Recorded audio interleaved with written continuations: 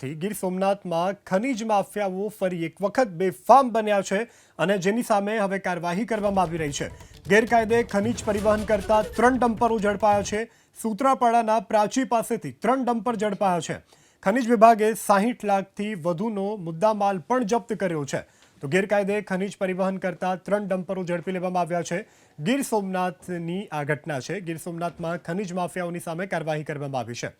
સૂત્રાપાડાના પ્રાચી પાસેથી 3 ડમ્પરો ઝડપાયા છે। તો ગીર સોમનાથમાં ગેરકાયદે ખનન પર જિલ્લા કલેક્ટર દ્વારા કાર્યવાહી કરવામાં આવી છે। તો હાલ તો આ કાર્યવાહીને લઈ અને ખનીજ માફિયાઓમાં પણ ફફડાટની લાગણી જોવા મળી રહી છે। તો ખનન માફિયાઓની સામે તવાઈ બોલાવવામાં આવી છે। 3 ડમ્પરો ઝડપાયા છે। સૂત્રાપાડાના પ્રાચી પાસેથી 3 ડમ્પરો ઝડપાયા છે। 60 લાખથી વધુનો મુદ્દામાલ જપ્ત કરાયો છે।